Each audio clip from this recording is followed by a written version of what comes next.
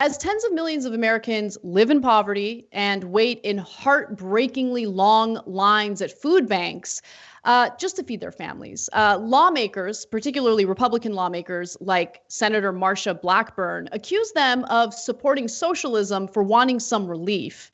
Here's what she had to say in a recent interview. We know that what the Democrats are trying to do with this is to put us on a pathway to a guaranteed minimum income, which is one of their socialist agenda items. We also know that President Trump is frustrated, as am I, by a lot of the wasteful spending that is in the budget that was passed, the omnibus spending bill. No, you're not. You're not worried about wasteful spending at all, at all. She has voted in favor of all sorts of legislation that is incredibly wasteful.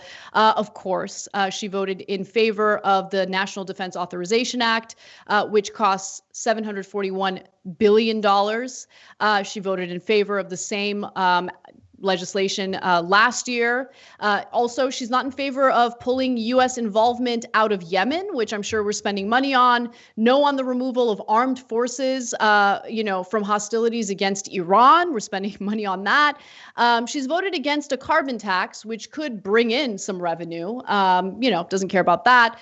Also voted for Trump's tax cuts for the rich. Seems like Marsha Blackburn does not care about government waste, does not care about balancing the budget, doesn't care about any of that, and has instead decided to use, scary sounding words for right-wing audiences by accusing people who need relief right now for advocating for socialism, which we have socialism in this country. It's just, socialism that helps corporations out. But, when it comes to people who are really suffering right now through no fault of their own, Marsha Blackburn just wants to give them the middle finger. Yeah. And, a little bit earlier, I was watching, or I was reading the transcript of a Joe Manchin interview where he was talking about it, because I was wondering, I was trying to do the math on how many needed to cross over from the Republican Party. And then the thing is, with the Democrats, you have to possibly account for some Democrats not going along. And he's against them too. And basically, the reason I bring it up now is using almost exactly the same language. Like, he's talking about, instantly he pivots when asked about $2,000 because he supports something lower, 600 or 1,200, something like that. He starts instantly talking about the national debt rate rising too quickly under George W. Bush, and how he's like, and then he tries to make it like this sort of populist thing where he's saying, we've all been suffering and too much money's been given to the most wealthy, but we do have to get out of this together. But now you're turning against it.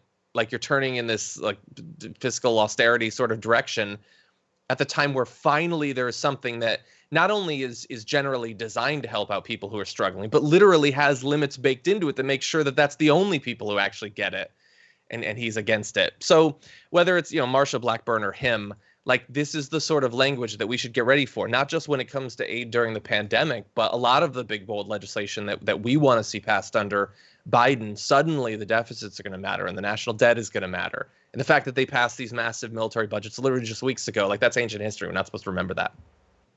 Okay, so with that said, I actually do want to go to this video. It might be the same person you're talking about. Congressman Guy Reschenthaler goes on Fox News, and he claims he's very worried about the national debt. The same kind of argument that we're expecting to hear over and over again during the Biden administration, even though during the Trump administration, he did the opposite of balancing any budget. I mean, he cut revenue by cutting taxes for the rich and then increased spending. Didn't hear a peep from this guy. But now all of a sudden, when we're talking about relief checks, here's the argument that he makes.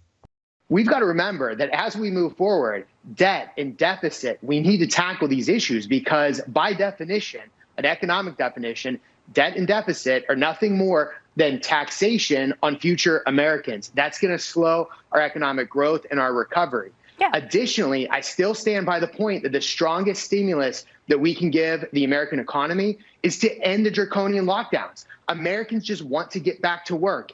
End these shutdowns, allow the economy to move forward. We can open our businesses while still taking precautions with this virus. Just let the American people get back to work. That will do more than anything to get stimulus to the American people. So I actually want to read one of our comments from our members who are writing in live as we do the show. Thank you to our members. You can become one by going to tyt.com/join. Rob writes in and says, national debt increased by a third in Trump's 4 years, $19.9 trillion to $28 trillion. No, Republicans don't care about the budget, but they can't get beyond socialism bad bumper sticker logic. I could not agree with you more. And again, they will shamelessly make this argument over and over and over again during the Biden administration, during any moment where Americans might actually get some relief, especially during this pandemic. Yeah. Like we're saying, it's a taste of things to come. It's incredibly frustrating, especially, considering the scale of the problems that we face, and the fear that, these sorts of like predilections, not just on the Republican side when it's a Democratic president, but among enough Democrats, a sort of critical mass. If you had a particularly strong president, maybe you could push against that. But I don't see, the current leader of the Democratic Party as a person who's going to do that. Joe Biden has promised that he will never embarrass the Republicans. Okay. Story we covered earlier this week. He's already embarrassing us. 100%. But he doesn't care about that. That's what if the I problem. became a Republican? He doesn't care about that. Maybe that's what we need to do. Maybe that's what we need to do.